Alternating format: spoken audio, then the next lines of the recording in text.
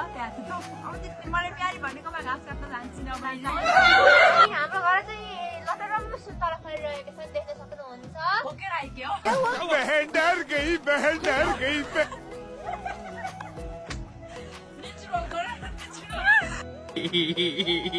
अनि यहाँबाट देख्न सक्नुहुन्छ मेरो घरको गार्डन गाइस अब हजुरले मेरो एउटी महारानी देखाउन गइरहेको छ हजुरको नाम सक्नुहुन्छ पुजी I am bad guys अब च्यालेन्ज गर्नु पर्ने